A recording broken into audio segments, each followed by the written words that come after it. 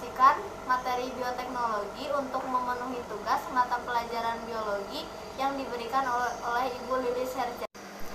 Apakah kalian tahu tentang bioteknologi? Kalau kalian belum tahu, yuk kita simak bersama-sama video berikut ini. Apa itu bioteknologi? Bioteknologi adalah ilmu yang mempelajari prinsip-prinsip penerapan biologi. Bioteknologi ini merupakan cabang dari biologi yang khusus mempelajari cara memanfaatkan makhluk hidup dalam proses produksi untuk menghasilkan makhluk hidup, barang, dan jasa. Untuk macam-macam bioteknologi dibagi menjadi dua macam. Yang pertama, bioteknologi konvensional, dan yang kedua, bioteknologi modern. Pengertian bioteknologi konvensional.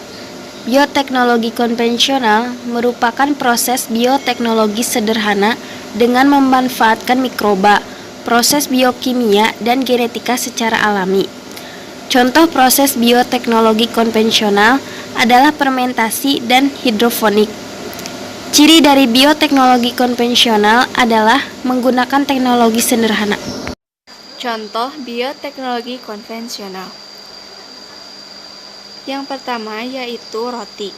Roti terbuat dari bahan dasar biji sereal gandum dengan agen hayati berupa hamir dari jenis Saccharomyces cerevisiae. Yang kedua, tempe. Tempe terbuat dari bahan dasar kedelai menggunakan bantuan jenis jamur Rhizopus stoloniferus atau Rhizopus oryzae. Yang ketiga, mentega. Mentega terbuat dari bahan dasar susu segar dengan agen hayati bakteri dari jenis Streptococcus lactis dan Leuconostoc cremoris. Keempat, nata de coco. Terbuat dari bahan dasar air kelapa menggunakan jasa agen hayati Acetobacter psillinum. 5. Tape. Tape terbuat dari bahan dasar singkong atau beras ketan dengan menggunakan agen hayati Saccharomyces cerevisiae. Dan yang terakhir yaitu keju. Keju terbuat dari bahan dasar susu murni dengan agen hayati kelompok bakteri asam laktat, genus Lactobacillus dan Streptococcus yang memfermentasi laktosa menjadi asam laktat. Terkadang juga digunakan jamur Penicillium camembert dan Penicillium praequeforti. Pengertian bioteknologi modern. Bioteknologi modern merupakan metode bioteknologi yang menggunakan prinsip rekayasa DNA. Selain prinsip mikrobiologi dan biokimia, metode ini dilakukan dengan cara memodifikasi gen-gen spesifik dan menyisipkannya pada organisme lain seperti mikroba, hewan, dan tumbuhan. Beberapa contoh bioteknologi modern antara lain yang pertama, teknik kultur jaringan. Melalui teknik ini dapat dihasilkan atau diproduksi bibit tanaman yang seragam dalam jumlah besar. Yang kedua, bioteknologi hibridoma atau DNA rekombinan. Teknik penggabungan fusi dua jenis sel yang sama atau berbeda untuk menghasilkan antibodi monoklonal interferon atau sejenis protein untuk menghambat replika virus. Untuk yang ketiga, bayi tabung merupakan hasil fertilisasi secara in vitro. Ovum dan sperma dipertemukan dalam sebuah wadah sehingga terjadi pembuahan. Yang keempat, cloning.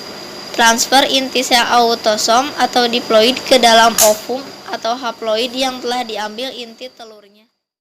Nah, untuk selanjutnya, kelompok kami akan memperlihatkan beberapa contoh hasil dari bioteknologi dalam bidang pengolahan pangan. Di sini, kelompok kami menyediakan contoh dari bioteknologi pengolahan pangan, yaitu ada tape, terus ada tempe, dan juga kecap. Akan tetapi, di sini kelompok kami hanya akan menjelaskan lebih detailnya lagi mengenai tape.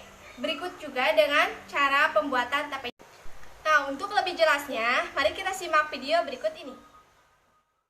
Tape secara tradisional dibuat dengan fermentasi pada nasi putih atau beras ketan, tetapi juga dapat dibuat dari berbagai sumber karbohidrat lain, termasuk singkong dan kentang. Fermentasi dilakukan oleh berbagai macam jamu termasuk Aspergillus oryzae dan Saccharomyces cerevisiae.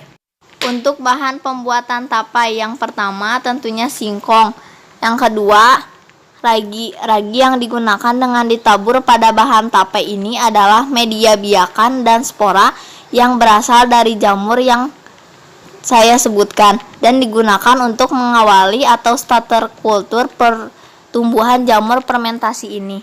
Yang ketiga, koran. Koran digunakan sebagai media pembungkus singkong untuk pembuatan tape. Cara pembuatan tape. Yang pertama, proses pengupasan singkong. Kupas singkong dengan memisahkan kulit singkong dengan dagingnya. Lalu, singkong dipotong sekitar 5-10 cm. Yang kedua, proses pencucian singkong. Singkong yang sudah dikupas harus dicuci dengan bersih dengan air mengalir. Untuk yang ketiga, proses perebusan singkong. Rebus singkong hingga matang selama kurang lebih 45 menit. Untuk yang keempat, singkong yang sudah direbus tadi ditiriskan untuk mengeluarkan kandungan air yang terkandung dalam singkong. Untuk selanjutnya, setelah singkong ditiriskan, masuk ke proses peragian. Tumbuk ragi tape hingga halus. Lalu balurkan ragi pada permukaan singkong hingga merata. Lalu simpan pada wadah yang memiliki tutup. Lalu bungkus dengan koran. Dan disimpan di tempat yang hangat dan biarkan selama 1 hari 2 malam. Proses ini dinamakan pemeraman. Setelah itu, tape siap disajikan. Manfaat dari tape, yang pertama sumber energi, yang kedua baik untuk pencernaan, yang ketiga mencegah anemia, yang keempat sumber probiotik, yang kelima memelihara otot dan saraf. Porsi wajar konsumsi tape. Walaupun ada banyak manfaat tape untuk kesehatan, Anda perlu ingat bahwa ada batasan untuk mengonsumsinya. Batasan paling banyak konsumsi tape singkong dalam sehari adalah 50 gram. Batasan ini juga berbeda-beda bagi setiap orang. Jika perut terasa tidak nyaman, meskipun tidak mengonsumsi hingga 50 gram, sebaiknya hentikan konsumsi tape. Tape singkong sebaiknya tidak dikonsumsi oleh bayi, anak-anak, atau remaja yang mengalami gangguan kekebalan tubuh. Selain itu, proses pembuatan tape juga perlu diperhatikan karena proses fermentasi yang kurang bersih akan mengundang virus atau bakteri. Dampak dari bioteknologi. 1. Gangguan teknologi. Penyisipan gen asing pada tanaman komoditas, misal kedelai atau jagung, bisa memicu munculnya protein yang bersifat alergi pada sebagian orang.